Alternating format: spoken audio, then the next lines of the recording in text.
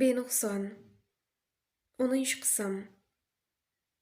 Muallif Bahor. Oradan yarim soat o'tib eshik qo'ng'irog'i jiringladi. Zaynab yugurib borib eshikni ocharkan, qarshisidagi insonni ko'rib ko'zi qo'nib ketdi. Assalomu alaykum, mening oliyjanob pochchaginam. Qiz Samirning qo'lidagi shirinliklarga qarab tirjaydi. Va alaykum assalom singilcha. Xo'sh, bizniki qayerda? Samir xuddi unikidek tabassum bilan qizga qo'lidagi 2 quti shirinlikning bittasini uzatdi. Sizniki xonasida, chaqiraymi? Zaynab ichkariga qarab qosh qoqdi. Chaqir. Qiz shoshgancha quvonib Maryamning xonasi tomon ko'tarildi. Birozdan so'ng chiqib gap topolmay kalovlandi. Haligi ketarkansiz, sizni ko'rishni istamayotgan ekanlar. Rostdan shunday dedimi? Samir hayron bo'lgancha so'radi. Ha, shunday dedi. Haligi oyim bilan dadam aeroportga akamni kuzatib qo'yish uchun ketishdi. Balki o'zingiz gaplasharsiz u bilan. Chunki boya borganimda meni ham haydadilar. Zaynabning gaplaridan so'ng Samir o'ylanib turib ichkariga kirdi. Sekin Maryamning xonasi tomon ko'tarilar ekan, nimadir bo'lmadimikan deb qo'rqardi. Xona eshigini qiya ocharkan, qiz oyna qarshisida sochlarini quritayotganini ko'rib jilmaydi. Maryamam. Yigit sekin ichkariladi. Maryam qo'lidagini o'chirib, unga asabiy qaradi. Nega keldingiz? Keting bu yerdan. Maryam uzun sochlarini qurimagan bo'lsa-da, yig'ishga urindi. Samir uning gaplaridan biroz emas, ancha hayratlandi. Nega bunday deyapsan, ohu ko'zligim? Boya qo'ng'iroq qilganimda ham ko'tarmading. Nima bo'ldi senga? Samir rostdan hech nimaga tushunmasdan qiziga yaqin bordi. Asabimni buzmang, Samir. Xiyonat qila turib ham nima bo'ldi deyapsizmi? Ablah ekansiz. Maryam yigitni ko'ksidan itarib yonidan o'tib ketishga urindi, ammo Samir uni tutib qoldi. Qanaqa xiyonat? Nimalar deyapsan? Samir yana tushunmay qizni o'ziga qaratdi. O'zingizni bilmaganlikka olmang, Samir. Bugun uyingizga ovqat olib bordim.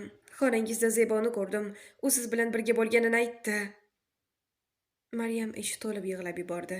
Samir esa hayratdan og'zi ochilib qolgandi. Nima deyishga ham hayron, ammo endi aniqki, Zebo tamom bo'ldi.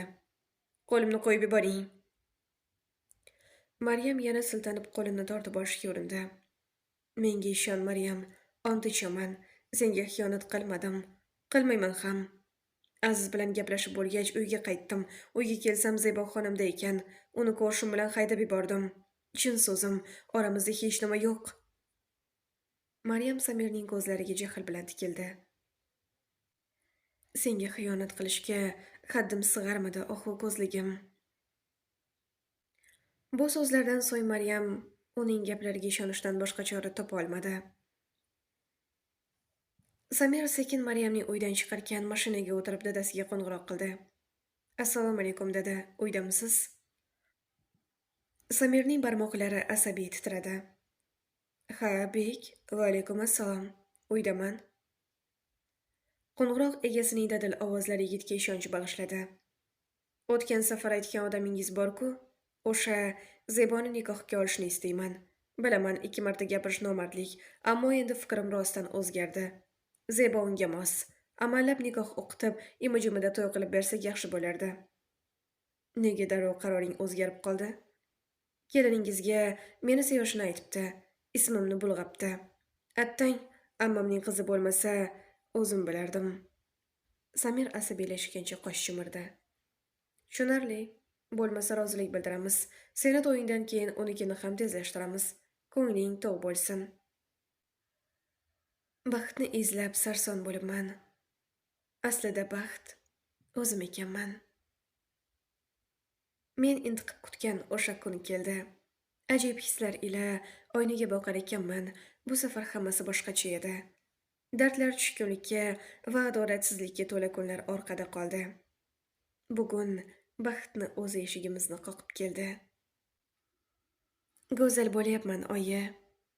Bu safar hammasi boshqacha.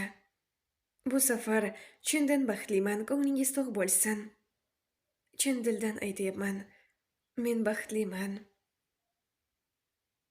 Maryamning dugonalari uni sekin olib chiqar ekan, qizning ko'zlari undan biroz nariroqda turgan, uzun bo'yli, keng yelkali, sochlari tartiblangan, qora kostyum shimda uni kutib turgan ko'rkam yigitni ko'rib, ko'zlariga yosh keldi. O'tgan safar aynan shu inson aravachada tartibsiz o'tirar, oyoqlari uzun bo'lgani uchun biroz noqulay ham bo'lardi. Ammo endi bugun u Maryam uchun dunyodagi eng ko'rkam yigit. Dadasi qizining peshonasidan o'parkan, ko'zlari yoshlandi, qo'llari duoga ochildi. Qiz sevgilisiga topshirildi. Samirning ham ko'zlari yoshlanarkan, baxtdan porlab qizning qulog'i yoniga egildi. Men bilan baxtning uyga ketishiga tayyormisan, ohu ko'zligim? Yopinchiq ichida qizning xiyol tabassumi ko'rindi. Siz bilan hammasiga tayyorman.